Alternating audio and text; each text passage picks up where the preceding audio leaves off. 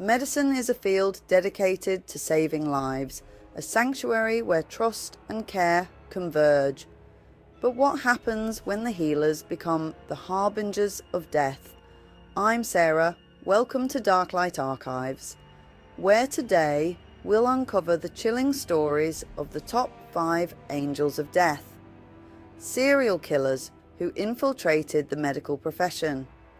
These individuals weaponized the very tools meant to heal, leaving behind trails of death and despair. Viewer discretion is advised as we dive into these macabre tales. Harold Shipman, born in 1946, was a trusted general practitioner in Hyde, Greater Manchester. Between 1971 and 1998, he is believed to have murdered over 250 patients, making him one of the most prolific serial killers in history. His weapon of choice? Dimorphine, a pharmaceutical version of heroin. Shipman often targeted elderly women, preying on their vulnerability and trust. He would administer a fatal dose of dimorphine and then falsify medical records to indicate natural causes. The extent of his crimes only came to light after the suspicious death of Kathleen Grundy, a wealthy widow who had left her entire estate to Shipman in a forged will. Investigations revealed a shocking pattern of unexplained deaths during his tenure as a doctor. In 2000, Shipman was convicted of 15 murders, though further inquiries suggest the number could be far greater. Sentenced to life imprisonment, Shipman hanged himself in his prison cell in 2004, leaving behind unanswered questions about the full scale of his crimes. Charles Cullen, a nurse born in 1960, admitted to killing at least 29 patients during his 16-year career across 9 hospitals in New Jersey and Pennsylvania. However, experts estimate his true victim count could exceed 400, making him one of the deadliest medical serial killers. Cullen exploited systemic flaws in hospital oversight.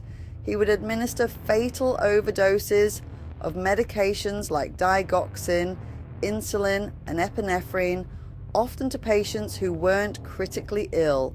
His pattern of causing sudden, unexplained deaths during his shifts raised suspicions among colleagues, but the lack of proper reporting mechanisms allowed him to move from one facility to another undetected. In 2003, Cullen was finally arrested after a colleague at Somerset Medical Centre noticed irregularities in medication access.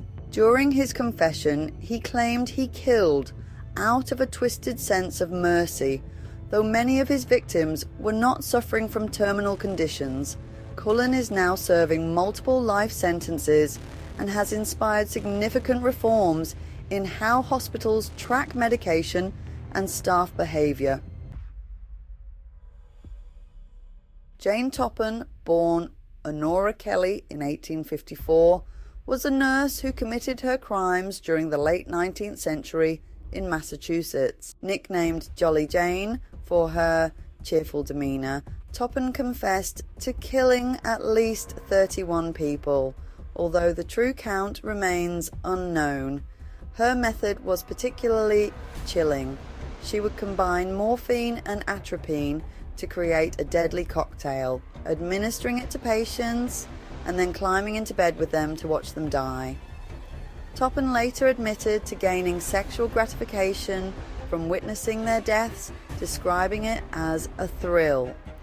Toppan primarily targeted elderly patients and her landlords, but her spree ended in 1901 when the family of one of her victims, Minnie, of the Davis family, demanded an autopsy. She was declared legally insane and committed to the Taunton Insane Hospital, where she lived until her death in 1938. Beverly Allitt, born in 1968, was a paediatric nurse in Lincolnshire, England. Over a shocking 59-day period in 1991, she attacked 13 children under her care, killing 4 and seriously injuring the others. Allitt used insulin and potassium injections to induce fatal or near-fatal medical emergencies.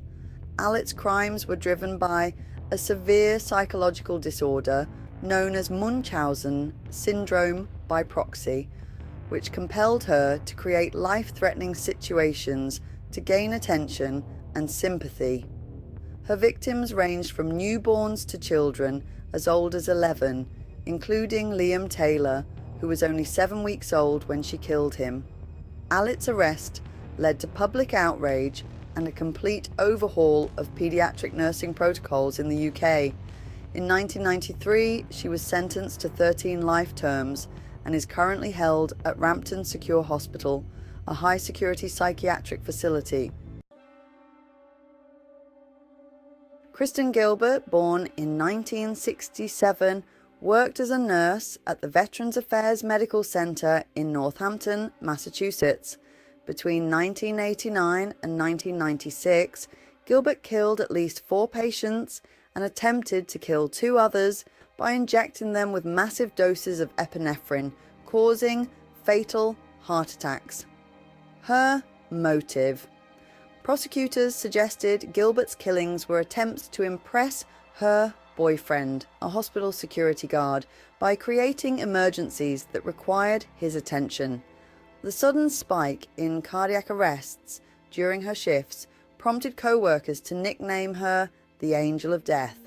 An internal investigation revealed a trail of suspicious deaths tied to her shifts, leading to her arrest. Gilbert was convicted in 2001 and is currently serving life in prison without parole at a federal facility. These angels of death exploited the trust inherent in the medical profession, turning hospitals into hunting grounds. Their stories are chilling reminders of how even the most trusted individuals can harbour sinister intentions. Thank you for watching. If you found this video intriguing, don't forget to like, subscribe, and hit the bell icon for more dark and fascinating stories. And remember, the darkest truths often lie just beneath the surface.